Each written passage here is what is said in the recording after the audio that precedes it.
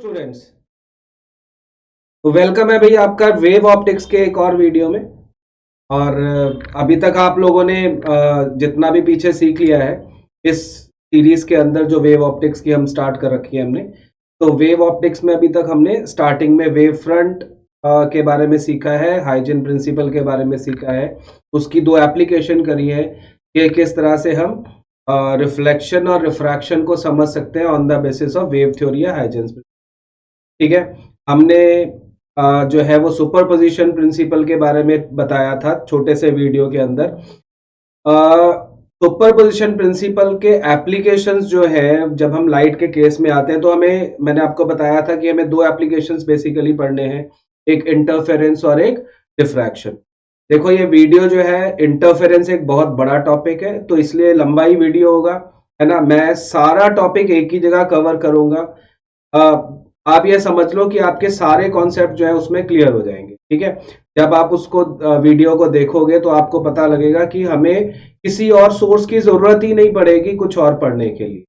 ठीक है, तो होपफुली अगर आप यहां तक पहुंच गए हैं, आप यहां तक मेरे को फॉलो कर रहे हैं, मेरी वीडियोस को देख रहे हैं, तो ऑब्वियसली आपको अच्छा लग रहा है। तो अच्छा लग रहा है तो प्लीज सब्सक्राइब कीजिए, शेयर कीजिए, और लोगों को बताइए और बच्चों को बताइए, उनका भी फायदा होगा कि वो भी अच्छे से सीख पाएंगे, और मुझे भी अच्छा लगेगा कि जो मैं इतने एफर्ट्स कर रहा हूं वो आप लोगों के, वो ज्यादातर लोगों के तक पहुंच रहे हैं। ठीक है, तो बेटा स्टार्ट करेंगे हम सबसे पहले इंटरफेरेंस के साथ। ठीक है, इंटरफेरेंस क्या होता है, इंटरफेरेंस के टॉपिक में हमें इंटरफेरेंस क्या होता है अभी पढ़ना है, उसके एक्सपेरिमेंट भी पढ़ना है, उसके पैटर्न कैसे बनते हैं ये भी पढ़ना है। तो ये सारी चीजें हम एक एक करके जो है वो एक्सप्लेन करेंगे इसके अंदर।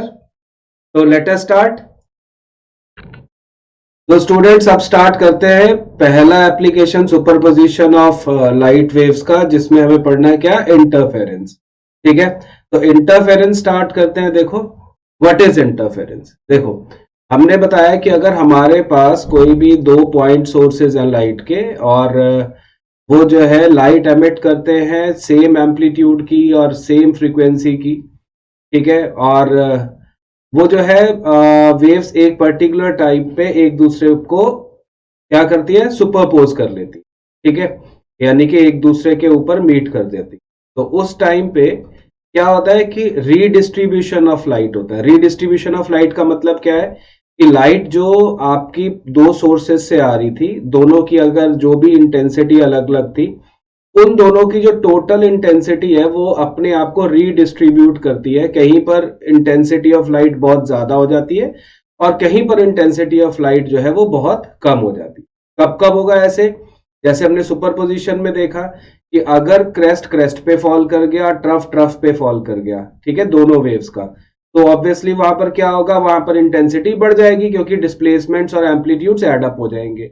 और अगर क्रेस्ट ट्रफ पे पड़ गया या फिर ट्रफ क्रेस्ट पे पड़ गया एक दूसरे का, तो उस केस में इंटेंसिटी जो होगी वो मिनिमम हो जाएगी, आइडियल केस में जीरो हो जाएगी। तो वहां पर हम बोलेंगे कि इंटेंसिटी जो है वो बहुत कम हो गई है। तो इस तरह से जो लाइट हमारे पास पहले इक्वल या जो भी डिफरेंट इंटेंसिटीज की आ रही थी, वो बाद में क्या हो गया, वो दो फॉर्मेशन में डिस्ट्रीब्यूट हो गई। कहीं पर वो मैक्सिमम हो गई लाइट और कहीं पर वो मिनिमम हो गई। ठीक है, तो इस तरह से रीडिस्ट्रीब्यूशन ऑफ लाइट एनर्जी जो होती है वो होती है। तो interference is the phenomena of non uniform redistribution of light energy in a medium due to superposition of light waves from two coherent sources is called interference. Right, coherent sources की बात भी अभी करेंगे, बस अभी फिलहाल हम कोहेरेंट सोर्सेस में दो तीन चीजें यहां पर समझ लेते हैं कि कोहेरेंट सोर्सेस हम उन सोर्सेस को लेते हैं जहां पर हमारे पास जो मीटिंग वेव्स होती हैं उनके एम्पलीट्यूड सेम हो, जो मीटिंग वेव्स होती हैं उनकी वेवलेंथ, फ्रीक्वेंसी, टाइम पीरियड वो सेम हो।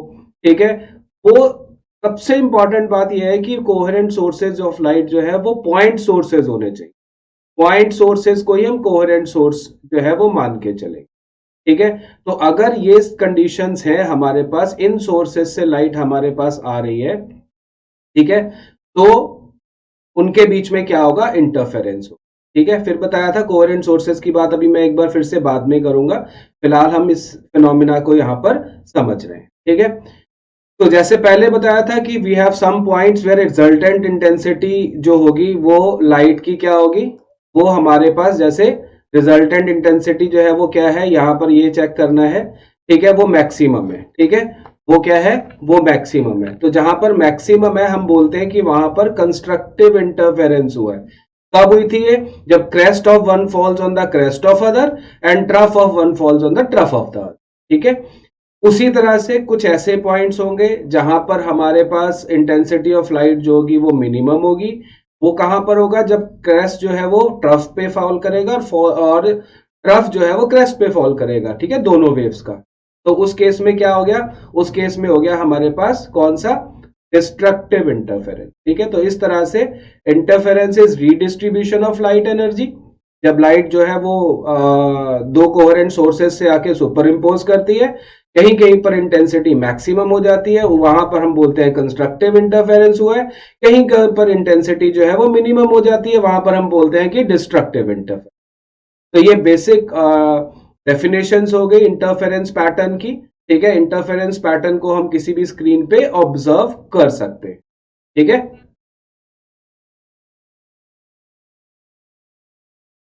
तो इसके बाद में देखो बच्चों, बात करते हैं सस्टेन्ड इंटरफेरेंस की। सस्टेन्ड इंटरफेरेंस का मतलब होता है कि जब हम इंटरफेरेंस पैटर्न बना रहे हैं, तो इंटरफेरेंस पैटर्न जब हम ऑब्जर्व करेंगे स्क्रीन पे, तो उसमें जो मैक्सिमम और मिनिमम की जो कंडीशंस हैं, या मैक्सिमम और मिनिमम का जो पोजीशंस है, कंस्ट्रक्टिव और डिस्ट्रक्टिव इंटरफेरेंस की जो पोजीशंस है वो हमेशा सेम रहेंगी, एक ही जगह पर फिक्स रहेंगी, ठीक है। इसलिए इसको हम परमानेंट इंटरफेरेंस भी कहते हैं, ठीक है। तो sustained interference is said to be occur if the positions of constructive and destructive interference in the interference pattern remains fixed all along the screen, ठीक है। तो इसको हम क्या बोलते हैं, परमानेंट इंटरफेरेंस या फिर सस्टेन्ड। मतलब जहां पर एक बार कंस्ट्रक्टिव इंटरफेरेंस हो रहा है वहां कंस्ट्रक्टिव ही रहे, जहां पर डिस्ट्रक्टिव हो रहा है वहां पर डिस्ट्रक्टिव रहे। उसी से ही हमें जो वहां पर ब्राइट और डार्क फ्रिंजेस या फिर जिसे कहते हैं पैटर्न, वहां पर हमें फिक्स दिखाई देगा, ठीक है। अब ये होगा कैसे, ऐसा होने के लिए सब कुछ डिपेंड करता है कि हमारे सोर्सेस कैसे हैं, ठीक है। वो सोर्सेस जो होने चाहिए वो उन्हीं की प्रॉपर्टी पे ही ये डिपेंड करता है। तो क्या क्या हमारे पास होना चाहिए उसके अंदर, वो अब हम चेक करते हैं। To sources of light should emit waves continuously. ऐसा नहीं है कि रुक रुक के वेव्स आ रही हैं, कॉन्टिन्यूसली उसमें से जो है लाइट वेव एमिट करनी चाहिए, ठीक है। और उसके बाद में क्या बोल रहे हैं हम उसको, कि दूसरा पॉइंट जो है, two sources of light should emit waves of the same wavelength, ठीक है। वेवलेंथ सेम होनी चाहिए। दूसरा, should emit waves emitted should be of the same amplitude. Waves का एम्पलीट्यूड भी सेम होना चाहिए।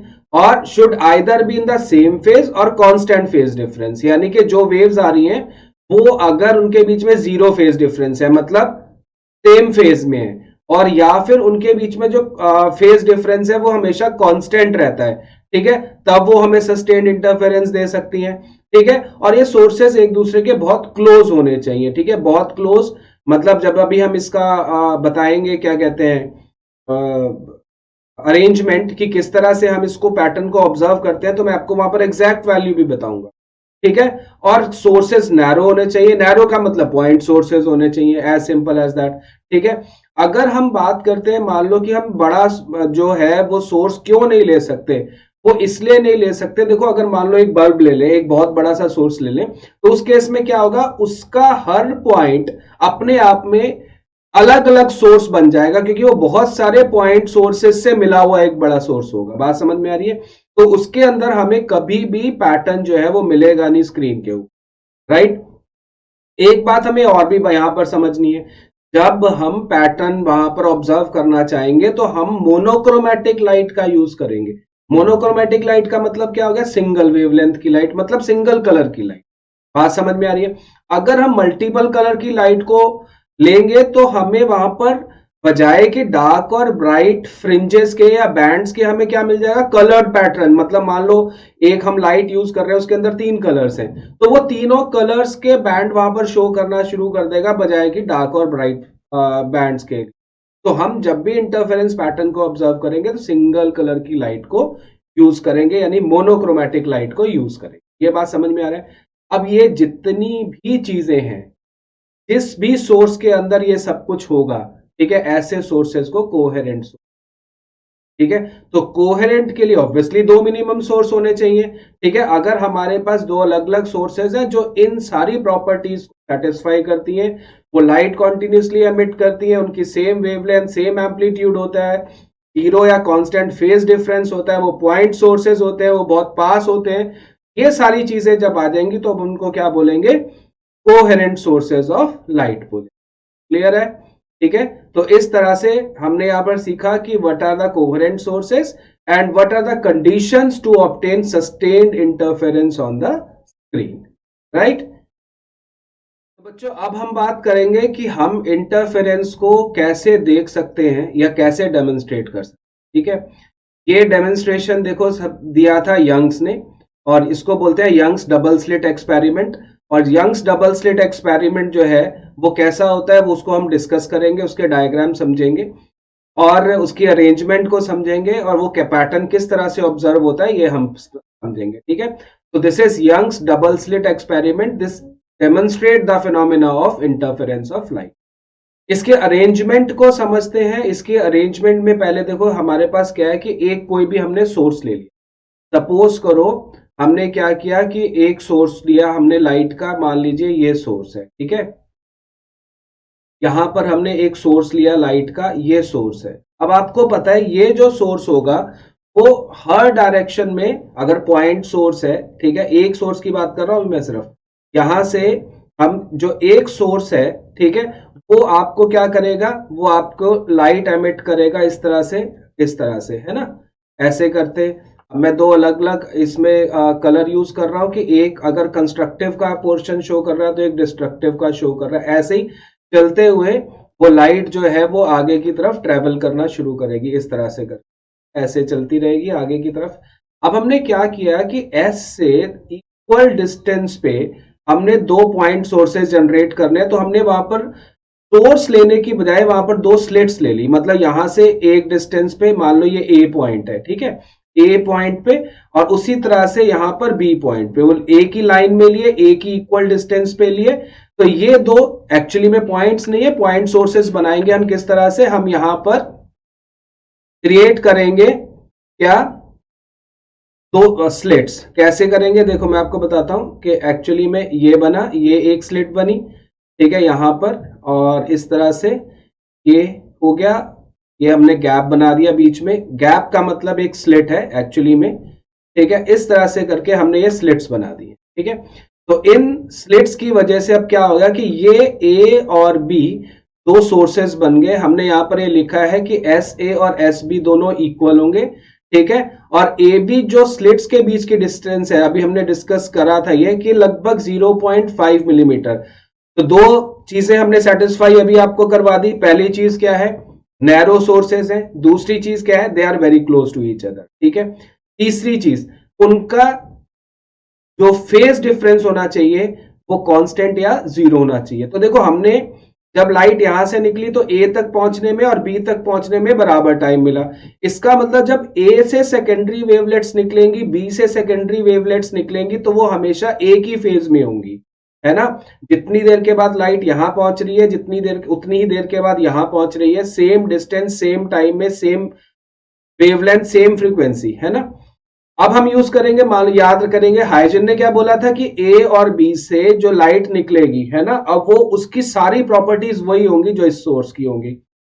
अब हमारे ये दोनों बन गए बेटा क्या, ये बन गए हमारे पास कोहेरेंट सोर्सेस, बिकॉज यहां से जो लाइट निकली दोनों का एम्पलीट्यूड सेम, दोनों की वेवलेंथ सेम, दोनों का टाइम पीरियड सेम, दोनों का फेज डिफरेंस जीरो, ठीक है। दोनों नैरो सोर्सेज है, ठीक है, वो बहुत क्लोज रखे हुए हैं। So all the conditions of obtaining sustained interference on the screen is obeyed, और दैट इज वाई हम इसके बाद में जो है, अब हम इसके बाद पैटर्न जो है वो ड्रॉ करेंगे। देखो क्योंकि मैं स्क्रीन पे ड्रॉ कर रहा हूं तो हो सकता है डायग्राम बहुत ज्यादा परफेक्ट आप ना बन पाए, लेकिन आप जब भी खुद से पैटर्न ड्रॉ करोगे तो आपने क्या ध्यान रखना है कि आप इसको कंपास से ड्रॉ करोगे, ठीक है। कैसे ड्रॉ करोगे मैं आपको बताता हूं कि आपने एक सेमी सर्कल यहां पर ड्रॉ किया, इसको सेंटर लेके, जो कि क्रेस्ट को शो कर रहा है ना। मैंने ये वाली लाइन जो आपको बनाई है, ये मान लो क्रेस्ट को शो कर रही है। उसी तरह से जब हम यहां से ड्रॉ करेंगे सेम रेडियस का, तो ये यहां से इस तरह से, ये दूसरा वाला हमने बना दिया, ये क्रेस्ट को शो कर रहा है दूसरी वेव का। ऐसे ही सपोज करो मैं यहां पर ये डॉटेड बना देता हूं, डॉटेड जो है मान लो ट्रफ को शो कर रहा है, ठीक है, सेकेंडरी वेवलेट्स की। उसी तरह से मैंने इधर भी ड्रॉ कर दिया। तो आपने सेम रेडियस रखना है दोनों का, क्रेस्ट का उस तरफ भी और ट्रफ का उस तरफ भी। उसी तरह से आपने यहां से देखो नेक्स्ट वाला बनाया। होपफुली मैं कोशिश करूंगा कि आपको कुछ तो क्लियर हो जाए ये डायग्राम से। और उसी तरह से जब हम इधर से इसके लिए बनाएंगे तो इसके लिए भी इसी तरह से हमारे पास आ जाएगा ये, ठीक है। रो में थोड़ा इससे बड़ा होना चाहिए था, ऐसे, ठीक है। अब देखो फिर उसके बाद में नेक्स्ट जो आएगी वो ऊपर वाली भी डॉटेड लाइन आ जाएगी, डॉटेड का मतलब ट्रफ आ जाएगा, और नीचे वाले के लिए भी इस तरह से करते डॉटेड लाइन मैंने ऐसे ड्रॉ कर दी। तो बेसिकली इसको परफेक्शन से आप स्केल से वो कंपास से ड्रॉ करेंगे। अब आपको क्या मिलेगा देखो वो देखना है हमें, है ना। आपको क्या मिल रहा है देखो, कुछ कुछ जगहें ऐसी हो गई जहां क्रेस्ट पे क्रेस्ट और ट्रफ पे ट्रफ ऐसे फॉल कर रहा है, ठीक है। आप जब इन पॉइंट्स को जोड़ते हुए स्क्रीन पे देखोगे तो यहां पर आपको क्या मिलेगा, मैक्सिमम इंटेंसिटी मिलेगी, ठीक है। मैक्सिमम इंटेंसिटी मिलने का मतलब क्या है कि यहां पर कौन सा इंटरफेरेंस होगा, कंस्ट्रक्टिव इंटरफेरेंस होगा। यानी कि यहां पर एक ब्राइट लाइट जो है वो वहां पर दिखाई देगी, उसको हम बोलते हैं फ्रिंज, ठीक है। ब्राइट फ्रिंज वहां पर आपको दिखाई देगी। अच्छा, कुछ जगह ऐसी है जहां पर क्रेस्ट और ट्रफ एक दूसरे पे फॉल कर रहे हैं, जिसमें ये हो गया, ये हो गया, है ना। जब हम इन लाइंस को मिलाते हुए स्क्रीन पे देखेंगे तो ये वो पॉइंट होगा जहां पर मिनिमम इंटेंसिटी होगी बेसिक लाइट की। तो जहां पर मिनिमम इंटेंसिटी होगी वहां पर हम क्या बोलते हैं, डिस्ट्रक्टिव इंटरफेरेंस हो रहा है। कौन सा हो रहा है, डिस्ट्रक्टिव इंटरफेरेंस हो रहा है, ठीक है। और यहां पर कैसी फ्रिंज दिखाई देगी, डार्क फ्रिंज। आइडियली एक्चुअली में यहां पर कोई लाइट पहुंचेगी नहीं, क्योंकि वो सेम एम्पलीट्यूड की दो वेव्स जो है वो एक दूसरे को जब डिस्ट्रक्टिव इंटरफेरेंस में उल्टा करके मिलेंगी तो एक दूसरे के एम्पलीट्यूड को पूरी तरह से कैंसिल कर देंगी, यानी कि, और आपको पता है इंटेंसिटी जो होती है वो एम्पलीट्यूड स्क्वायर के डायरेक्टली प्रोपोर्शनल है, तो वहां पर कोई लाइट पहुंचेगी नहीं। तो it will be ideal cases में ये जो है बिल्कुल डार्क फ्रिंज होनी चाहिए, यहां पर कोई लाइट पहुंचनी नहीं चाहिए, ठीक है। तो ये आपके पास सबसे पहले यंग ने डेमोन्स्ट्रेट किया कि किस तरह से हम इंटरफेरेंस पैटर्न जो है वो हम ऑब्टेन कर सकते हैं किसी भी स्क्रीन के ऊपर, ठीक है। ठीक है बच्चों, इसके बाद में देखो हम क्या करेंगे, we will do some calculations related to this particular experiment, जिसमें हम देखेंगे कि कंस्ट्रक्टिव इंटरफेरेंस की हमारे पास कंडीशन क्या है, ठीक है, कब कब किस केस में हमें ऑब्टेन होती है। ऐसे डिस्ट्रक्टिव इंटरफेरेंस की हमारे पास कंडीशन क्या है, कब कब वो ऑब्टेन होती है। मैक्सिमम इंटेंसिटी क्या होगी, इन सबकी इंटेंसिटी हमें किस तरह से ऑब्टेन होगी, ठीक है। और हम कैलकुलेट करेंगे ये जो फ्रिंजेस आई हैं इनकी विड्थ कितनी होगी, यानी फ्रिंज विड्थ हम कैलकुलेट करेंगे। तो ये कुछ कैलकुलेशंस हैं जो हमने यंग्स डबल स्लिट एक्सपेरिमेंट के केस में कैलकुलेट करनी है, ठीक है। क्लियर है।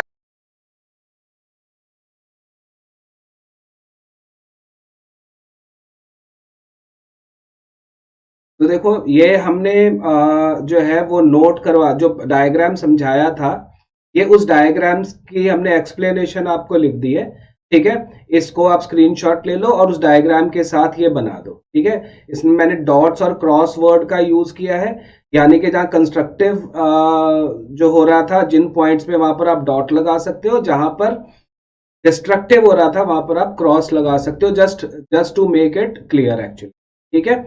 तो ये सेम उसका एक्सप्लेनेशन का हमने ये आपको एक वो दे दिया है कि किस तरह से वो बनेंगे, जो मैंने बोला बेसिकली ये वही है। क्लियर है। तो ऑल राइट, तो जैसे बोला था अब हम बात करते हैं सबसे पहले क्या कि हम किस तरह से कंडीशंस फॉर कंस्ट्रक्टिव और डिस्ट्रक्टिव इंटरफेरेंस जो है वो फाइंड आउट कर सकते हैं इसके अंदर, यंग्स डबल स्लिट एक्सपेरिमेंट के अंदर, ठीक है। देखते हैं इसको क्या करना है हमें, तो कैसे फाइंड आउट करना है वो देखना है हमें, ठीक है। अब ये मैथमेटिकल है सारा का सारा, इसको देखेंगे। तो भाई क्या है, हमने क्या किया था, दो वेव्स हमारे पास आ रही थी जो कि जिनके बीच में फेज डिफरेंस जो था वो या तो कांस्टेंट है, ठीक है, तो हम कांस्टेंट फेज डिफरेंस को लेके चलते हैं और उसके हिसाब से अपना काम करते हैं, क्योंकि फेज डिफरेंस अगर हम जीरो ले लेंगे तो फिर हमारे पास वो कंडीशन जब कभी कोई फेज डिफरेंस होगा तो हम नहीं फाइंड आउट। ठीक है, तो लेट क्या दे रहे हैं, द डिस्प्लेसमेंट्स, ठीक है, let the displacements of waves from to sources और टू कोहेरेंट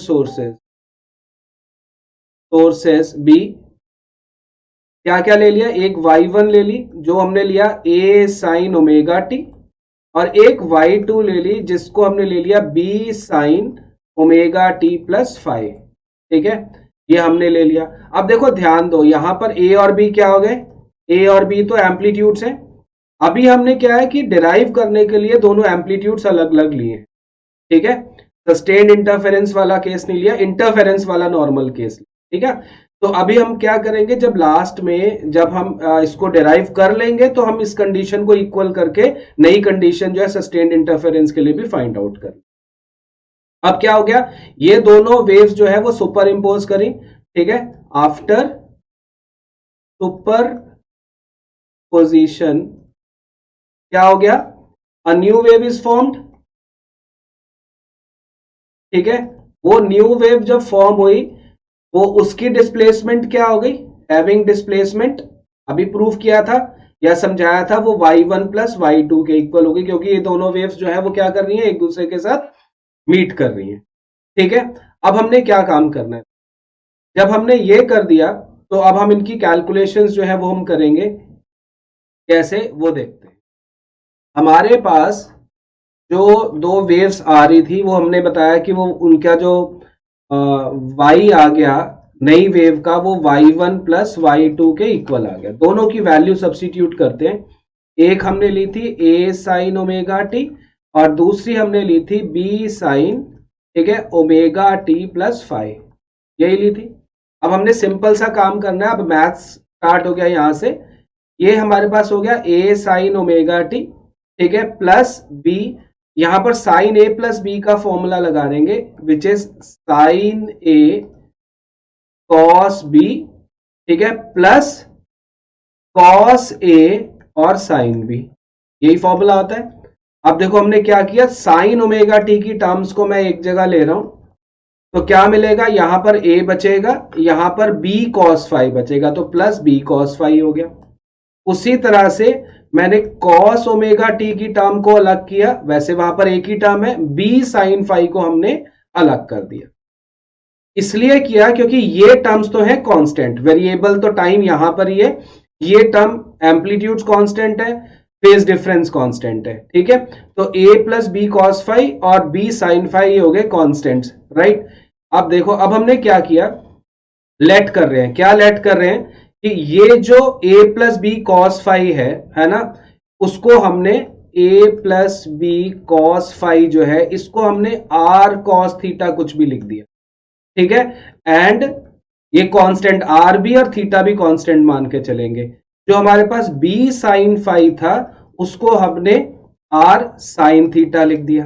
अब अगर मैं इस इक्वेशन को 1 बोलूं तो 1 में जब हम ये वैल्यू सब्स्टिट्यूट करेंगे, है ना, देन बाय 1 हमें क्या मिलेगा, y इज इक्वल टू, यहां पर हो गया देखो साइन ओमेगा टी और this is r cos theta plus cos omega T and this is r sine theta. Clear होगी बात।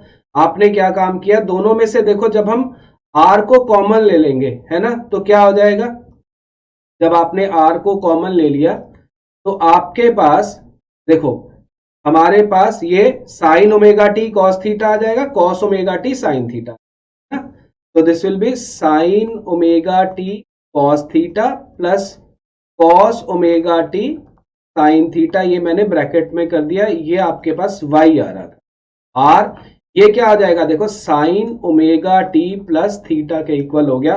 ऑब्वियसली थीटा फिर से बता रहा हूं एक कांस्टेंट है, तो इसका मतलब क्या है, ये विच रिप्रेजेंट्स, है ना, अ वेव, जो भी है एक वेव को रिप्रेजेंट कर रहा है ऑफ एम्पलीट्यूड r, जिसका एम्पलीट्यूड कितना है, वो हमारे पास r था। अब r को कैलकुलेट करने के लिए देखो ये जो दो इक्वेशंस आई थी 2 और 3 लिख देता हूं, इनको स्क्वायर और ऐड कर देता हूं, ठीक है। तो मैंने क्या किया, टू फाइंड r हमने किया स्क्वायरिंग एंड एडिंग, ठीक है। इक्वेशंस कौन सी, 2 एंड 3। क्या था हमारे पास, पहले था हमारे पास a plus B cos phi, इस साइड पे a plus B cos phi है ना, तो हमारे पास a plus B cos five का स्क्वायर। दूसरा हमारे पास क्या था, b साइन फाइव, वो था b साइन फाइव का स्क्वायर, उधर हो जाएगा r square cos square theta plus r square sine square theta, ठीक है। इसका स्क्वायर ओपन कर रहे हैं तो a square plus B square cos square five plus 2ab cos five plus B square sine square five is equal to R square ही आ जाएगा, क्योंकि जब आप कॉमन लोगे तो cos square plus sine square theta जो हो जाएगा उसकी वैल्यू 1 हो जाएगी। उसी तरह से देखो जब आप यहां से और यहां से बी स्क्वायर कॉमन लोगे तो cos square five plus sine square five हो जाएगा, जिसकी वैल्यू 1 हो जाएगी। तो आपको अल्टीमेटली आर जो मिल जाएगा वो A square plus B square plus 2ab cos five का स्क्वायर रूट जो है वो मिल जाएगा। Now this is the amplitude of the resulting wave जो हमारे पास ये इक्वेशन ने शो करी। बात समझ में आ रही है। तो ये हमने कैलकुलेट क्या कर लिया, आर की वैल्यू जो है वो कैलकुलेट कर ली, फाइनल एम्पलीट्यूड। अब आप नोट करो हमने क्या बताया था, हमने ये बताया था कि जो इंटेंसिटी होती है ना आपको, वो एम्पलीट्यूड स्क्वायर के डायरेक्टली प्रोपोर्शनल होती है। अब इसका मतलब कंस्ट्रक्टिव और डिस्ट्रक्टिव इंटरफेरेंस जब होगा तो वो इंटेंसिटी एंड हेंस एम्पलीट्यूड पे डिपेंड कर रहा है। तो वहीं से हमें जो है वो कंडीशंस मिलेंगी जो हम आगे फाइंड आउट करें, ठीक है। तो कंस्ट्रक्टिव इंटरफेरेंस के लिए क्या होगा, for constructive interference, constructive interference के लिए आपके पास मैंने आपको क्या बताया कि जो एम्पलीट्यूड है वो मैक्सिमम होना चाहिए। एम्पलीट्यूड हमारे पास था आर, है ना, अभी हमने डिराइव किया ये आर। आर मैक्सिमम कब होगा, ए और बी तो फिक्स्ड है, जब हमारे पास कॉस फाइव मैक्सिमम। बात समझ में आ रही है। एम्पलीट्यूड मैक्सिमम है, इसका मतलब क्या है, which is possible only when cos five is maximum, ठीक है। और cos फाइव की मैक्सिमम वैल्यू क्या होती है, cos फाइव की मैक्सिमम वैल्यू हमारे पास होती है 1, है ना, 1 होती है, ठीक है। एक्चुअली में अब हम क्या काम करेंगे, जब हम 1 वैल्यू लेंगे तो फाइव की वैल्यू 1 कब कब आती है ये हमें पता होना चाहिए। फाइव की वैल्यू 1 कब कब आती है, एक बार आती है, बोलो 0 पे, फिर उसके बाद कब आएगी 2 पाई पे, फिर उसके बाद कब आएगी 4 पाई पे एंड सो ऑन। यानी कि आपके पास फाई जो है वो किसके इक्वल होना चाहिए, 2n पाई के इक्वल होना चाहिए, यानी इवन इंटीग्रल मल्टीपल ऑफ पाई, है ना। n की वैल्यू आप 0 1 2 एंड सो ऑन इस तरह से ले सकते। तो देखो अगर हमारे पास ये वैल्यू आई है फाई की, फाई कितना आया हमारे पास 2n पाई आया, है ना। जब इतना फेज डिफरेंस होगा तो पाथ डिफरेंस कितना होगा, है ना, corresponding path difference, corresponding path difference, ठीक है। तो वो किसके इक्वल हो जाएगा, पाथ डिफरेंस अगर हम निकालें, सपोज करो x से दिखा देते हैं, ठीक है। ये किसके इक्वल होगा, लैम्डा अपॉन 2 पाई इंटू 5। कुछ नहीं किया, हमने एक यूनिटरी मेथड यूज किया, लैम्डा अपॉन 2 पाई, मतलब जब हमारे पास 2 पाई के बराबर में फेज डिफरेंस होगा तो पाथ डिफरेंस लैम्डा का आ जाएगा, है ना। तो फाई के लिए कितना आएगा, अगर ये बात नहीं समझ में आती है तो देखो सपोज करो हमने ये एक वेव बनाई, ठीक है। तो जब हमारे पास ये वाला पॉइंट इनिशियल वाला और ये वाला पॉइंट एक वेवलेंथ के बाद वाला, दोनों के बीच में जब वेवलेंथ के बराबर है ना, तो अगर यहां पर एंगल 0 होता है तो यहां पर 2 पाई होता है, ठीक है। तो 2 पाई के लिए लैम्डा है तो पाई के लिए कितना होगा पाथ डिफरेंस, ठीक है। तो लैम्डा अपॉन 2 पाई इंटू 5, पाई की वैल्यू को यहां पर यूज करेंगे lambda upon 2 pi into 2n पाई, तो हमारे पास 2 पाई, ठीक है, और क्या हो जाएगा यहां पर 2 पाई कैंसिल, तो हमारे पास क्या आ जाएगा n लैम्डा आ जाएगा। तो पाथ डिफरेंस कितना आया, एन लैम्डा के इक्वल आ गया। तो हमने क्या सीख लिया कि अगर कंस्ट्रक्टिव इंटरफेरेंस होगा तो उस केस में फेज डिफरेंस या तो integral even integral multiple of pi होगा या फिर इंटीग्रल मल्टीपल ऑफ लैम्डा होगा, वेवलेंथ हो। क्लियर होगी बात?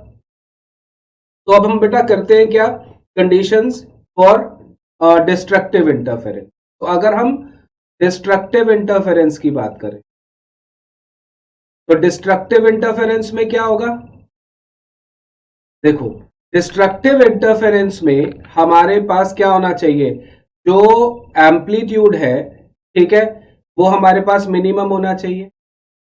एम्पलीट्यूड मिनिमम कब होगा, जब cos फाई मिनिमम होना चाहिए। cos फाई की मिनिमम वैल्यू कितनी होती है, -1 होती है। और cos फाई की वैल्यू -1 कब कब आएगी, ध्यान में रखो, पहली कहां पर आती है, पाई पे आएगी, ठीक है। तो इसका मतलब पहली पाई पे आएगी, फिर 3 पाई पे आएगी, फिर 5 पाई पे आएगी एंड सो ऑन। यानी कि वो क्या हो रहा है, अगर इन जनरल देखें दिस इज 2n+1 और इनटू पाई के इक्वल ये वैल्यू आएगी, मतलब ऑड इंटीग्रल मल्टीपल ऑफ पाई आएगी, है ना, ऑड इंटीग्रल मल्टीपल ऑफ पाई आएगी। उसी तरह से अगर हम इसका कॉरस्पॉन्डिंग पाथ डिफरेंस जो है वो फाइंड आउट करेंगे, तो पाथ डिफरेंस कितना होगा, पहले समझाया ही था, वो x से अगर हम दिखाते तो हमारे पास क्या आना चाहिए था, क्या हमने पहले भी फाइंड आउट किया था कि हमारे पास lambda upon 2 pi into phi होगा। तो लैम्डा अपॉन 2 पाई, फाई की वैल्यू हम यहां पर डाल देते हैं 2n+1 इंटू पाई। तो पाई से पाई कैंसिल हो गया, तो हमारे पास पाथ डिफरेंस का फॉर्मूला आ गया एक तरह से 2n+1 into lambda bye 2k, ठीक है। तो डिस्ट्रक्टिव इंटरफेरेंस में हमने क्या देखा कि जो पाथ फेज डिफरेंस है वो 2n+1 इंटू पाई होना चाहिए, और जो हमारे पास पाथ डिफरेंस है वो हमारे पास 2n+1 इंटू लैम्डा बाय 2 के इक्वल होना चाहिए, ठीक है। तो ये कंडीशंस किसके लिए आ गई, डिस्ट्रक्टिव इंटरफेरेंस के लिए, ठीक है। तो अगर हम सम अप करें यहां पर कंडीशंस फॉर कंस्ट्रक्टिव और डिस्ट्रक्टिव इंटरफेरेंस को, तो हमें क्या समझ में आया कि या तो हमें ये बोलना चाहिए कि phase difference between two waves reaching a point should B 0 और इंटीग्रल मल्टीपल ऑफ कितना आया था, इंटीग्रल मल्टीपल ऑफ 2 पाई, ठीक है। या फिर हम क्या कह सकते हैं, integral multiple of even integral multiple of pi, एक ही बात है, ठीक है। और जो पाथ डिफरेंस हमारे पास यहां पर आया था वो इंटीग्रल मल्टीपल ऑफ लैम्डा आया था, है ना, क्योंकि आपने जो यहां पर फाई की वैल्यू निकाली थी वो 2n पाई निकाली थी, और जो यहां पर पाथ डिफरेंस की वैल्यू निकाली थी वो n लैम्डा निकाली। क्लियर हो गई? उसी तरह से जब हम डिस्ट्रक्टिव इंटरफेरेंस के लिए समझेंगे तो वो भी देखते हैं वो क्या आता है, ठीक है। डिस्ट्रक्टिव इंटरफेरेंस के लिए क्या आएगा कि हमारे पास phase difference between two waves reaching a point should be odd integral multiple of क्या आया था, पाई आया था, ठीक है। Odd integral multiple of pi यहां पर लिख देते हैं, ठीक है। और उसी तरह से जो पाथ डिफरेंस आया था should be odd integral multiple of half the wavelength, निकाला था ना 2n+1 इंटू लैम्डा बाय 2, ये हमारे पास पाथ डिफरेंस, ठीक है। तो इस तरह से हमने इन कंडीशंस को सम अप कर दिया यहां पर, ठीक है। अब देखो जब हमने इतना कर लिया तो हम कुछ चीजें आगे समझते हैं, वो क्या है कि कुछ ऐसी बातें जो हमने अभी पढ़ी, ठीक है, और उसको पढ़ने के बाद में हम किस तरह से उनको यूज कर सकते हैं, कुछ इंपॉर्टेंट पॉइंट्स इंटरफेरेंस से रिलेटेड जो अभी हम यहां पर समझेंगे, ठीक है। तो क्या क्या समझना है वो आप देख लो, क्या इंपॉर्टेंट पॉइंट है। सबसे पहले तो एक चीज ध्यान रखो कि अगर हमने वेव निकाली थी जिसका जो इंटरफेरेंस के बाद, तो उसका जो एम्पलीट्यूड आया था वो a² + b² + 2ab cos phi √ आया, ठीक है जी। अब हमारे पास क्या क्या चीजें आई जरा समझ लेना। जब हमने कंस्ट्रक्टिव इंटरफेरेंस किया था, कंस्ट्रक्टिव इंटरफेरेंस किया था, तो उस केस में हमने क्या बताया, cos फाई की वैल्यू आ गई 1। तो जब आप यहां पर 1 पुट करोगे तो ये हो जाएगा A square plus B square plus 2ab, 1 को छोड़ दिया हमने, ठीक है, cos फाइव की जगह 1 डाल के। अब ये क्या हो गया, a प्लस बी का होल स्क्वायर हो गया और उसका अंडर रूट हो गया। तो ये किसके इक्वल आ गया, a प्लस बी। और कंस्ट्रक्टिव में क्या होता है, एम्पलीट्यूड मैक्सिमम, तो हम क्या कह सकते हैं कि जो आर मैक्स की वैल्यू आनी चाहिए वो a प्लस बी के इक्वल आनी चाहिए। क्लियर होगी बात। उसी तरह से अगर हम यहां पर बात करते हैं फॉर डिस्ट्रक्टिव इंटरफेरेंस, तो डिस्ट्रक्टिव के लिए क्या होगा, डिस्ट्रक्टिव इंटरफेरेंस के लिए हमारे पास cos फाइव की वैल्यू जो आई थी वो -1 आई थी, ठीक है। तो आपके पास r कितना हो जाएगा, a square plus B square plus 2ab into -1 का स्क्वायर रूट। ये क्या आ जाएगा, a माइनस बी का होल स्क्वायर हो जाएगा, तो ये a माइनस बी आ गया अंडर रूट करने के बाद में। ये कौन सी वैल्यू थी, ये मिनिमम वैल्यू थी, ठीक है। तो ये हमारे पास हो गया कि एम्पलीट्यूड क्या होगा उस टाइम पे जब हम कंस्ट्रक्टिव और डिस्ट्रक्टिव इंटरफेरेंस कर रहे हैं, तो ठीक है। अब देखो हमने क्या किया, दूसरी बात को यहां समझते हैं। दूसरी बात क्या समझनी है कि जो इंटेंसिटी होती है वो एम्पलीट्यूड स्क्वायर के डायरेक्टली प्रोपोर्शनल है। क्लियर होगी बात। इसका मतलब जो हम इंटेंसिटी की बात करें वो प्रोपोर्शनल हो गया आर स्क्वायर के, या फिर हम कह सकते हैं प्रोपोर्शनल हो गया A square plus B square plus 2ab cos five के। दूसरी चीज हम क्या समझ सकते हैं यहां पर जो हमें कंस्ट्रक्टिव के लिए समझना है, अगर मैं आई मैक्स का की वैल्यू लूंगा तो वो आर मैक्स के स्क्वायर के प्रोपोर्शनल हो जाएगा, यानी कि हमारे पास आई मैक्स जो होगा वो किसके equal, is proportional to A plus B का स्क्वायर, है ना। आर मैक्स की वैल्यू कितनी आई थी, ए प्लस बी, तो उसका स्क्वायर हो जाएगा। उसी तरह से दूसरी चीज क्या समझ सकते हैं, अगर हम आई मिनिमम निकालना चाहते हैं तो मिनिमम जो होगा वो प्रोपोर्शनल होगा आर मिनिमम के स्क्वायर के, ठीक है। यानी कि आई मिनिमम जो हो गया वो प्रोपोर्शनल हो गया ए माइनस बी के स्क्वायर के इक्वल। क्लियर होगी बात, ठीक है। अब देखो, अब आगे समझते हैं। अच्छा, अब क्या हो कि अगर जो ये सोर्सेज हैं, ठीक है, when A is equal to B, मतलब दोनों सोर्सेज के एम्पलीट्यूड्स जो है वो वेव्स के इक्वल आ रहे हैं, ए इज इक्वल टू बी। हमने बताया था कि इस केस में हमें सस्टेन्ड इंटरफेरेंस जो है वो मिल सकता है, यानी कि उसका जो कंट्रास्ट होगा स्क्रीन पे वो बहुत अच्छा हमें मिलेगा या बेस्ट मिलेगा, ठीक है। A is equal to B. अब जब a is equal to B होगा तो r क्या आ जाएगा, a स्क्वायर, b की जगह भी a कर दिया तो a square twice of a into cos five, ठीक है, इसका अंडर रूट आ गया। जब हमने इसको सॉल्व करना है तो a square plus a square 2a square हो गया, यहां पर भी 2a स्क्वायर हो गया इंटू कॉस फाइव हो गया और उसका अंडर रूट हो गया। क्लियर है। मैंने क्या किया, 2a स्क्वायर कॉमन लिया, 1 प्लस कॉस फाइव आ गया और इसका अंडर रूट हो गया। अब हमने क्या किया, थोड़ा maths use, 1 plus cos five को हमने 2 कॉस स्क्वायर 5/2 लिख दिया, है ना, यही फॉर्मूला होता है। अंडर रूट करेंगे तो आपको क्या मिला, आपको मिला आर की वैल्यू, देखो 2 का स्क्वायर अंडर रूट करेंगे तो 2, ए स्क्वायर का अंडर रूट ए, और उसी तरह से कॉस स्क्वायर का कॉस, ठीक है, 5/2। तो अब आपके पास डायरेक्ट रिलेशन आ गई। अगर आपके पास coherent sources of same amplitude दे रखे हैं और उनका आपको फेज डिफरेंस दे रखा है तो आप डायरेक्टली आर की वैल्यू यहां से फाइंड आउट कर सकते। अब देखो, जब हम इसके बाद की चीज समझते हैं, देखो इसके बाद हमें क्या समझना है, अगर हम इस केस में, है ना, जब कोहेरेंट सोर्सेज थे तो इस केस में अगर हम आर की वैल्यू निकालेंगे, आर मैक्सिमम, है ना, R maximum directly A plus B की जगह ए प्लस ए यानी कि 2a हो गया, ठीक है। आर मिनिमम जो है वो a माइनस ए यानी कि 0 हो, है ना, बिल्कुल आइडियल केसेस है जब वहां पर बिल्कुल भी लाइट पहुंच नहीं रही है। क्लियर है। उसी तरह से जब हम आई मैक्स करेंगे तो प्रोपोर्शनल टू आर मैक्स का स्क्वायर होता है ना, यानी कि ये प्रोपोर्शनल टू क्या आ जाएगा, I max is proportional to 2a का स्क्वायर हो गया, यानी कि हम कह सकते हैं कि I max is proportional to 4a square. और उसी तरह से जब हम आई मिनिमम की वैल्यू की बात करेंगे तो I minimum is proportional to R minimum square, ये तो जीरो ही है, ठीक है, यहाँ इंटेंसिटी जीरो ही है, तो आई मिनिमम जो होगा वो भी क्या आ जाएगा, is proportional to zero. Proportional क्या होता है, is equal to zero basically, minimum की वैल्यू तो जीरो ही आनी। बात समझ में आ रही है?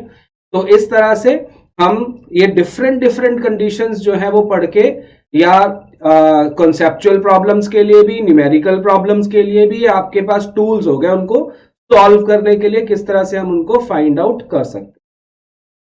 देखो एक चीज मैं यहां पर और बता देना चाहता हूं, आपको एक चीज याद रखना है कि जो हमारे पास वो दो सोर्सेस थे, याद है कि अगर हमारे पास ये सोर्स लिया था तो यहां से ए हमने एक सोर्स लिया था, बना दिया था, बी दूसरा सोर्स बना दिया था, है ना, जहां से सेकेंडरी वेवलेट्स निकल के इंटरफेरेंस दे रही। उस केस में, ठीक है, अब मैं क्या बताना चाह रहा हूं कि अगर मैं ले लूं कि W1 और W2 ये क्या है, स्लिट विड्थ है। स्लिट विड्थ मतलब जहां से ये लाइट निकल रही है ए और बी की, ठीक है, और I1 और I2 जो है वो इंटेंसिटीज हैं, इंटेंसिटीज हैं ऑफ लाइट, ठीक है, from to sources, from to sources.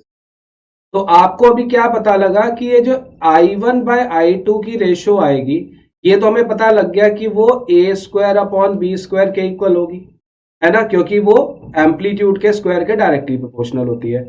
लेकिन यही चीज एक्सपेरिमेंटली प्रूव है कि ये W1 बाय W2 यानी कि स्लिट विड्थ की रेशियो के इक्वल भी होती है। इसके ऊपर भी वन मार्कर क्वेश्चन बहुत बार पूछा गया है, कोई भी एक चीज देके बाकी दोनों की रेशियो जो है फाइंड आउट कर ले, ठीक है।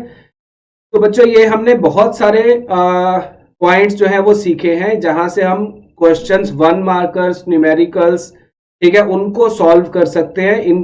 ये नॉलेज जो है वो बहुत इंपॉर्टेंट है for solving any kind of questions related to interference, ठीक है। इंटरफेरेंस में देखो अब एक चीज हमारे पास करने के लिए रह गई है, वो है हमें फाइंड आउट करनी है फ्रिंज विड्थ, ठीक है, जो हमने स्क्रीन पे जो हमें बैंड्स मिलेंगे डार्क और ब्राइट, फ्रिंजेस मिलेंगी डार्क और ब्राइट, ठीक है, उनकी विड्थ कितनी होती है, वो एक काम हमारे पास अब रहता है, वो हम अब उसको करते हैं इस चीज, ठीक है। तो भाई इसके बाद स्टार्ट करते हैं हम expression for fringe width in YDSC Young's double slit experiment में हम किस तरह से फ्रिंज विड्थ जो है वो कैलकुलेट करेंगे। फ्रिंज विड्थ मतलब विड्थ ऑफ द फ्रिंजेस जो कि इंटरफेरेंस पैटर्न पे स्क्रीन पे हमें मिली है, ठीक है। तो हमने क्या किया, हमने ये किया कि एक्सपेरिमेंट का डायग्राम एक बार से फिर से थोड़ा सा ड्रॉ करते हैं। अब हमारे पास क्या था कि अगर, चलो ऐसे इससे ड्रॉ करते हैं कि अगर हमारे पास ये क्या बना दिया मैंने, स्लिट के डिस्टेंसेस बनाने, तो सपोज करो हमारे पास ये दो पॉइंट्स थे, है ना, ए और बी, जहां पर हमारे पास स्लिट्स थी, और मैंने ए और बी का डिस्टेंस जो है वो डी मान लिया है, ठीक है। उसके बाद में क्या है, उसके बाद में है यहाँ पर स्क्रीन, ठीक है, जिसके ऊपर इंटरफेरेंस पैटर्न जो है वो मिलेगा, इसका नाम मैंने एक्स वाई रख दिया। तो एक्स वाई क्या है, ये स्क्रीन है, ठीक है जी। अब हम क्या काम करेंगे, अब हमने क्या किया कि ए और बी का जो सेंटर है वो मैंने ले लिया है सी, ठीक है, ए और बी का जो सेंटर है वो मैंने ले लिया है सी, और ऑब्वियसली फिर ए से लेके सी तक का जो डिस्टेंस होगा वो d/2, और सी से लेके बी तक का भी डिस्टेंस जो होगा वो d/2, ठीक है, ये डिस्टेंसेस आ गए आपके पास। अब मैंने क्या किया कि बिल्कुल सी के ऑपोजिट स्क्रीन पे एक पॉइंट लेते हैं, ठीक है। तो जो मैंने स्क्रीन पे पॉइंट लिया है उसका नाम मैंने ओ रख दिया, ठीक है। तो भाई अब क्या होगा, अब होगा ये कि सेकेंडरी वेवलेट्स निकलेंगी ए से, ठीक है, लेकिन जो वेवलेट्स ए से ओ पे पहुंच रही हैं या बी से ओ पे पहुंच रही हैं, ठीक है, वो तो सेम टाइम पे पहुंचेंगी। सेम टाइम पे पहुंचने का मतलब क्या है, सेम डिस्टेंस, क्योंकि वो ट्रेवल कर रही हैं, तो वहां पर वो एक ही फेज में होंगी और एक ही डिस्टेंस के बाद मिल रही है, तो यहां पर हमें मिल जाएगा एक कंस्ट्रक्टिव इंटरफेरेंस, तो जब कंस्ट्रक्टिव इंटरफेरेंस मिलेगा तो यहां पर हमें कंस्ट्रक्टिव में क्या होगा, एक ब्राइट फ्रिंज मिलेगी। क्या मिलेगी, एक हमें ब्राइट फ्रिंज मिलेगी। ठीक है जी। तो जब हमें यहां पर ब्राइट मिला, अब हम क्या फाइंड आउट करना चाह रहे हैं, हम चाह रहे हैं कि जो फ्रिंजेस बन रही हैं, ठीक है, वो उनकी विड्थ क्या होगी। अच्छा, एक चीज हमने एक्सपेरिमेंटली सीख लिया। क्या सीख लिया कि जो इंटरफेरेंस पैटर्न बनता है वो कुछ इस तरह से बनता है कि अगर मान लो यहां पर हमारे पास एक सेंट्रल ब्राइट है, तो उसके आसपास इस तरह से फ्रिंजेस जो है वो फॉर्म होती हैं, डार्क ब्राइट फिर डार्क, यानी ऑल्टरनेटली। ठीक है, डार्क ब्राइट दोनों साइड सेंट्रल ब्राइट के। ठीक है, तो वो अब हम फाइंड आउट करेंगे कि उनकी विड्थ क्या होती है, राइट। तो उसके लिए मैंने क्या किया कि यहां पर कोई भी एक पॉइंट ले लेते हैं, ठीक है, स्क्रीन के ऊपर, और देखते हैं कि जो सेकेंडरी वेवलेट्स ए और बी से पी पे पहुंचेंगी। ठीक है, ए और बी से पी पे पहुंचेंगी, ये मिल गई यहां से, और ये सेकेंडरी वेवलेट्स पहुंची यहां पर। देखो लाइन की लेंथ से भी पता लग रहा है आपको कि एपी डिस्टेंस कम है और बीपी डिस्टेंस ज्यादा है, यानी कि there is bound to be some path difference in reaching the point P by the secondary wavelets from A and B. ये तो क्लियर होगी बात। ठीक है, तो वो पाथ डिफरेंस जो है वो हमने अब कैलकुलेट करना है। कैसे करेंगे वो देखते हैं। मैंने क्या किया, पहले तो मैं ये जो डिस्टेंस है इसको भी डिफाइन कर देते हैं। स्क्रीन और स्लिट के बीच का जो डिस्टेंस है ये मैंने ले लिया कैपिटल डी। ठीक है, ये वैल्यू हो गई कैपिटल डी के। अब हम क्या कर रहे हैं, अब हम यहां से, ठीक है, यहां से एक लाइन ये ड्रॉ कर रहे हैं नॉर्मल, और एक टाइप ये ड्रॉ कर रहे हैं नॉर्मल। ठीक है, और इन पॉइंट्स का कुछ नाम ले लेते हैं। ठीक है, A B C D E हो गया है ऑलरेडी, ई और एफ, इन दोनों पॉइंट्स को हम मार्क कर लें। अब देखो, सपोज करो ओ से लेके और पी तक का डिस्टेंस कुछ भी वाई है, मान लीजिए ये डिस्टेंस जो है वो वाई है। ठीक है, तो आप P से लेके E तक का डिस्टेंस कैलकुलेट कर सकते हो, बड़ा इजी है ना। कैसे, पूरे Y में से OE माइनस कर दो। OE का मतलब D/2 है क्योंकि वो AC के इक्वल है, तो ये डिस्टेंस हो गया Y माइनस D/2। और उसी तरह से अगर P से लेके F तक का डिस्टेंस हमें फाइंड आउट करना है, ये वाला, ठीक है, तो आपने यहां से OP जो कि Y है और उसके अंदर ये वाला डिस्टेंस हमने ऐड कर दिया विच इज D/2, तो ये डिस्टेंस हो गया Y प्लस D/2। क्लियर होगी बात। ठीक है, तो इस तरह से ये हमारे पास डायग्राम जो है वो बन जाता है। अब हमारा एम ये है कि हम AP कैलकुलेट करें, हम BP कैलकुलेट करें, और उसके बाद में पाथ डिफरेंस कैलकुलेट करें जो कि BP माइनस AP के इक्वल होगा। तो वो कैलकुलेट करते हैं। देखो,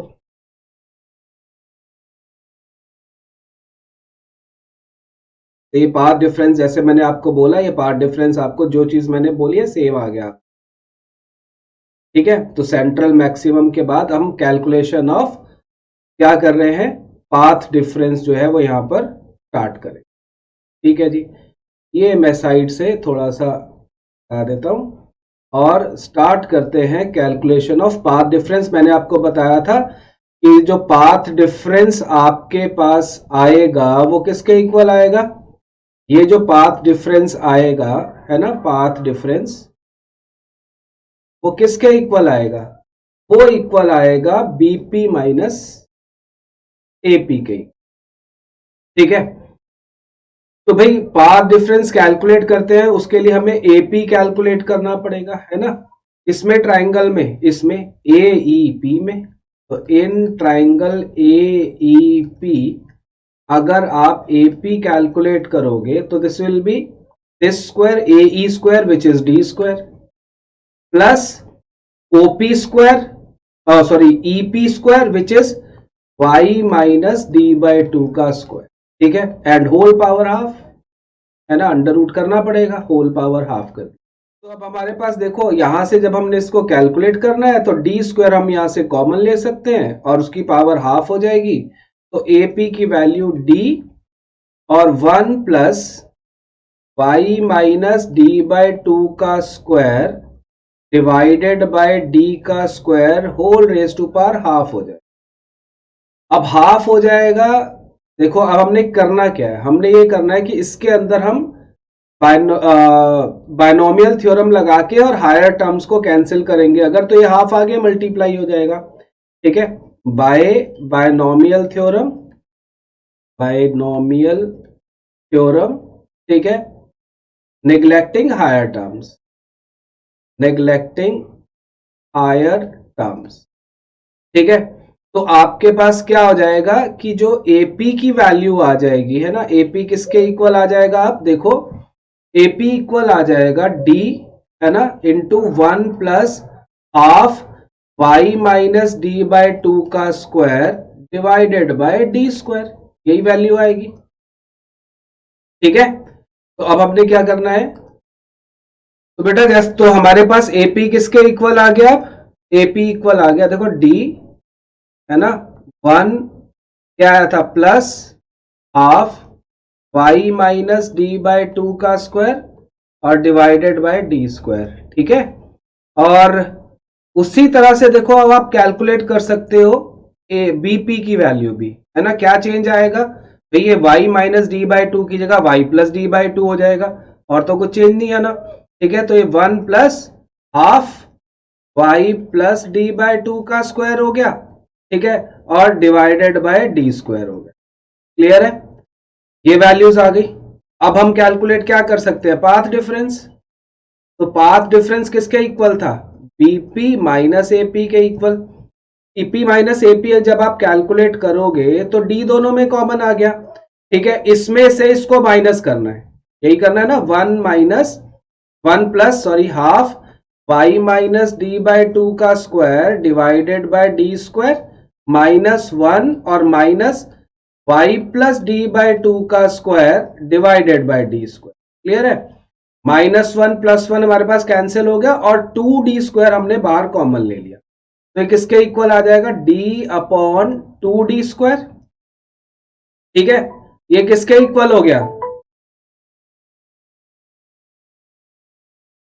तो ये किसके इक्वल आ गया, d upon 2d square multiplied by, देखो 1 और 1 तो कैंसिल हो गया हमारे पास, ठीक है, और y माइनस डी बाई 2 का square, y minus D by 2 का स्क्वायर और minus y plus D by 2 का स्क्वायर, यही आ जाएगा, ठीक है।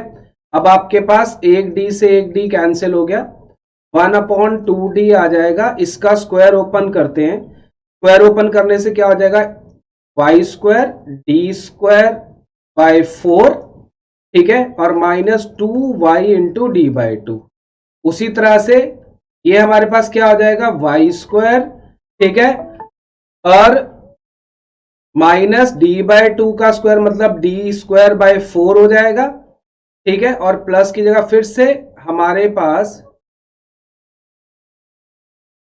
यार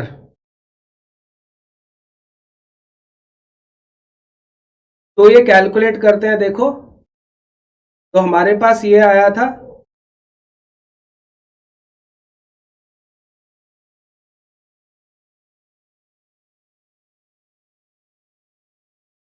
तो हमारे पास देखो एपी आया किसके equal, D 1 plus half Y minus D by 2 का square divided by D square, ठीक है, और बीपी आया हमारे पास D into 1 plus half Y plus D by 2 का square divided by D square, है ना, यही होगा ना, सिमिलरली लिख देते हैं, क्यों, क्योंकि आपके पास जो चेंज आएगा वो यही आएगा, ठीक है, कि y प्लस डी बाई 2 का स्क्वायर हो जाएगा बड़े वाले ट्राइंगल में, वो हमने पी एफ पी वाला ट्राइंगल जो है वो हमने नोटिस किया था। अब हम कैलकुलेट कर सकते हैं, देखो पाथ डिफरेंस क्या आएगा, बीपी माइनस एपी आएगा, दोनों को जब हम माइनस करेंगे, है ना, वो क्या आ जाएगा, डी दोनों में कॉमन, ठीक है, फिर जब इसमें से इसको माइनस करेंगे, मतलब इसमें से इसको माइनस करेंगे तो 1 plus half Y plus D by 2 का square by D square -1 minus half Y minus D by 2 का स्क्वायर अपॉन डी, क्लियर है, 1 से 1 कैंसिल हो जाएगा, फिर आप कॉमन ले सकते हो क्या, d, और नीचे 2d स्क्वायर, और ये आपके पास y plus D by to का स्क्वायर और minus y minus D by to का। ठीक है जी, ये दोनों माइनस कर दिया आपने। अब क्या होगा, this is equal to 1/2d बचा, स्क्वायर ओपन कर रहे हैं, एक जगह हमारे पास क्या है, y minus D by to का स्क्वायर है, ठीक है, और एक जगह y plus D by to का स्क्वायर है। तो दोनों स्क्वायर्स हम ओपन कर रहे हैं, क्या आ जाएगा, a square plus B square, ठीक है, plus 2ab 2y into D by two minus A square minus D square by 4, ठीक है, और ये प्लस हो जाएगा 2y बाई टू, मैंने माइनस भी साथ साथ जो है वो कर लिया। ये दोनों टर्म्स कैंसिल हो रही है हमारे पास, तो this comes out to be 1/2d, ठीक है। ये yd प्लस yd यानी कि 2yd बचा, इस 2 से ये भी 2 कैंसिल हो गया, तो आपको मिला कि जो पाथ डिफरेंस है वो किसके इक्वल आ जाएगा, yd बाई डी के इक्वल। क्लियर होगी बात। तो आपके पास पाथ डिफरेंस जो है वो आ गया।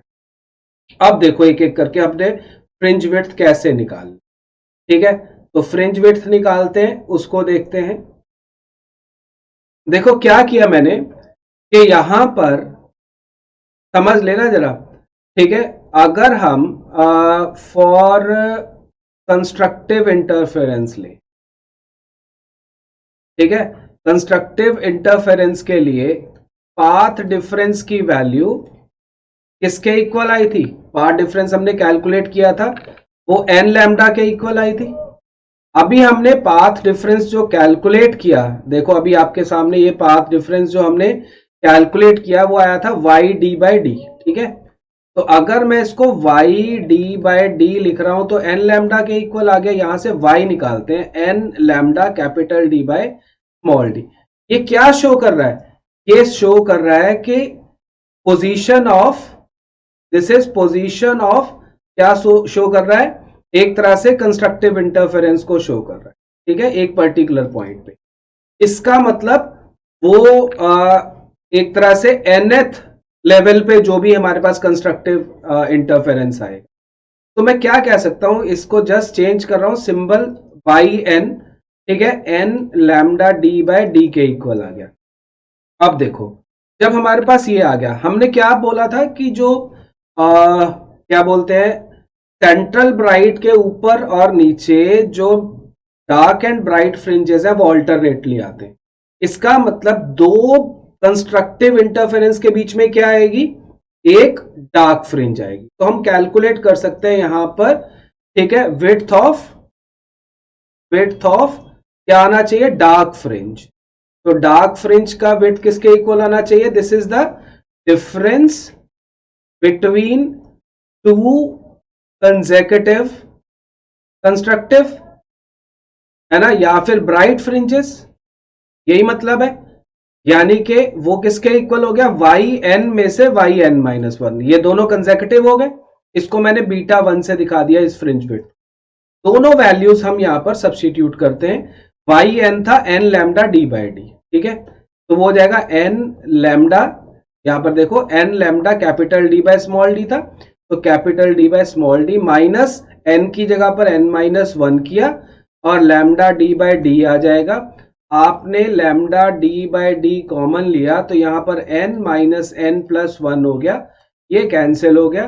This is lambda capital D by small d। ये हमारे पास बीटा 1 जो है आ गई। This is the width of dark fringe, है ना, क्या निकाली हमने, ये width of dark fringe. Clear होगी बात, ठीक है।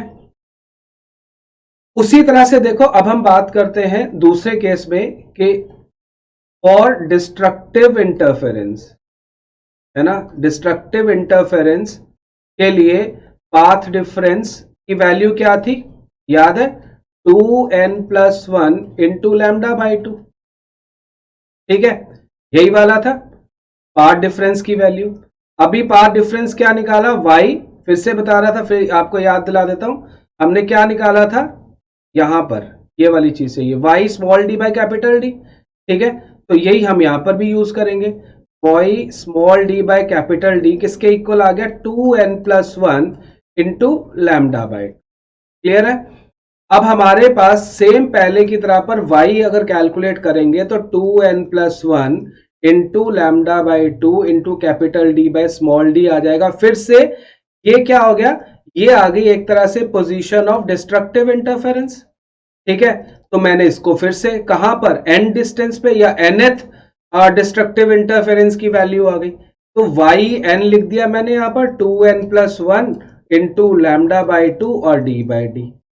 ठीक है, अब हम क्या कर सकते हैं, अब हम निकाल सकते हैं विड्थ ऑफ ब्राइट फ्रिंज। ठीक है, तो ब्राइट फ्रिंज की विड्थ किसके इक्वल आ जाएगी, this is the difference between to consecutive क्या आ जाएगा, डिस्ट्रक्टिव इंटरफेरेंसेस।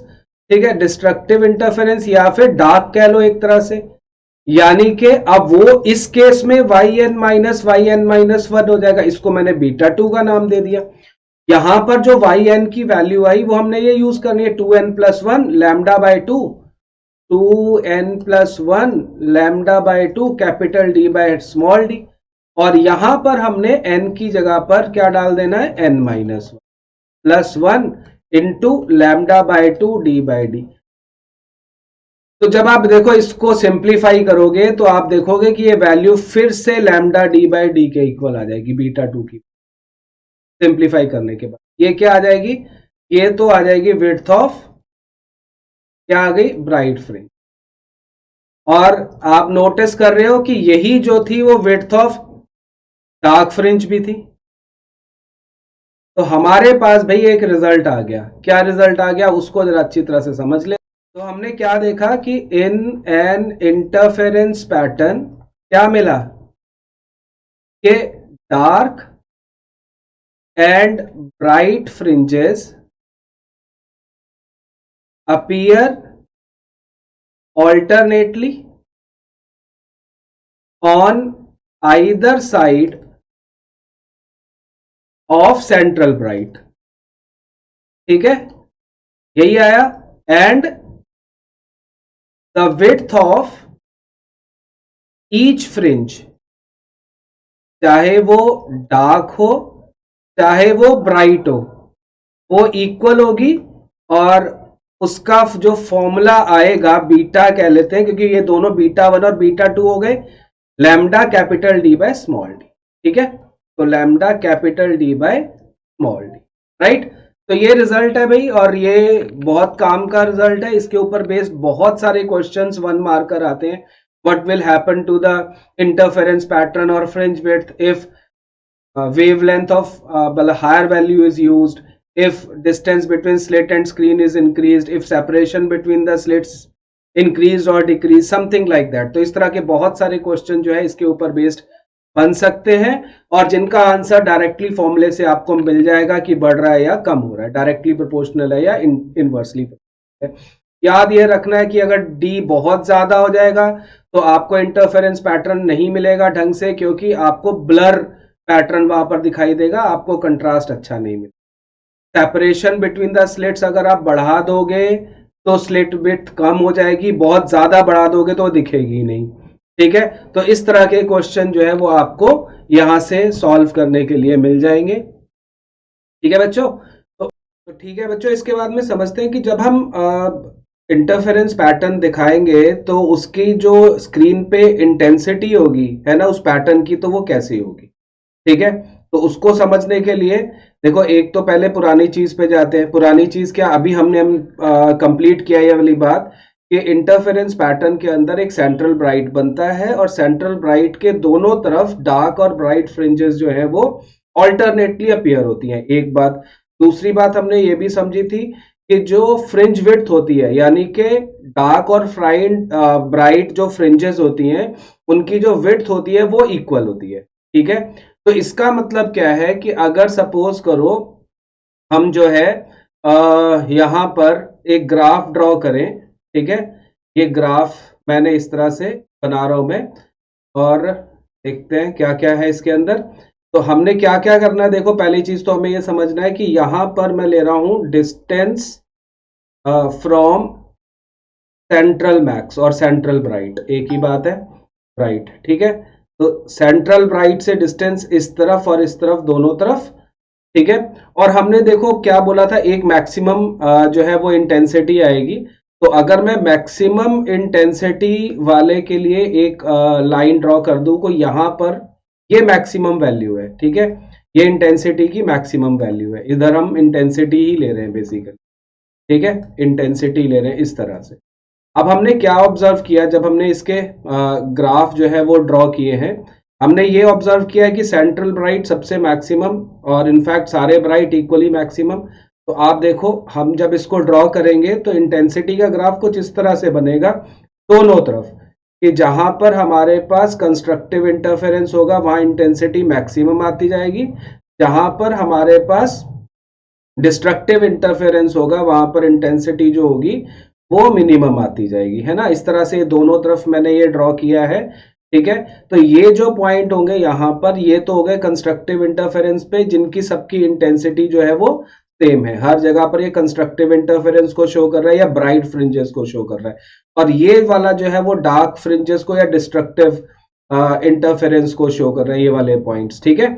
तो इस तरह से हम ये देख रहे हैं कि इंटेंसिटी पैटर्न जब हम ड्रॉ करेंगे और उसका ग्राफ ड्रॉ करेंगे तो ऑल कंस्ट्रक्टिव जो है वो इक्वल इंटेंसिटी के होंगे और ऑल डिस्ट्रक्टिव जो होंगे वो जीरो इंटेंसिटी के। तो ये ग्राफ भी हमारे पास इंपॉर्टेंट है जो हमें याद रखना चाहिए, ठीक है। ठीक है स्टूडेंट्स, तो इसके साथ ही हमारा इंटरफेरेंस का जितना भी नॉलेज था वो खत्म हो गया। सिलेबस के हिसाब से हमें इतना ही चाहिए, और मैंने आपको बड़ा क्लियरली बताया है कि किस तरह से सारी चीजें इंटरफेरेंस में होती हैं। एक बहुत ही इंपॉर्टेंट फिनोमिना है, बहुत अच्छे क्वेश्चन इसके ऊपर पूछे जाते हैं, ठीक है। ज्यादातर कॉन्सेप्चुअल प्रॉब्लम्स होंगे, ठीक है। न्यूमेरिकल्स तो आपको पता लग गया होगा, इसके बहुत आसान है, सिंपल सिंपल से 2-3 फॉर्मूले हैं, उन्हीं के ऊपर बेस्ड आपसे क्वेश्चंस किए जाएंगे। अगर आप एनसीईआरटी के बैक क्वेश्चन भी कंप्लीट कर लोगे तो that will be good enough to understand the concept और अंडरस्टैंड द कि किस तरह से हमारे न्यूमेरिकल्स इसके सॉल्व होने हैं, ठीक है। तो कोई डिफिकल्ट क्वेश्चंस नहीं है इसके, आप इजीली इनको सॉल्व कर पाएंगे, ठीक है। तो इंटरफेरेंस बेटा इसके साथ फिनिश होता है, और अब हम इसका एक और फिनोमेना बचा हुआ है, वो है डिफ्रैक्शन। तो नेक्स्ट वीडियो के अंदर हम डिफ्रैक्शन की बात करेंगे। और आप लोगों को एक बार फिर से रिमाइंड करवा देता हूं कि अगर आपको ये अच्छा लग रहा है, आपने पूरा वीडियो यहां तक देखा है, तो प्लीज सब्सक्राइब करें और लोगों को बोलें, और सब लोगों को इस कंटेंट का बेनिफिट जो है वो मिले, ठीक है, और मुझे भी अपने एफर्ट्स का बेनिफिट मिले, ठीक। Thank you, thanks a lot, और अगले वीडियो में मिलते हैं।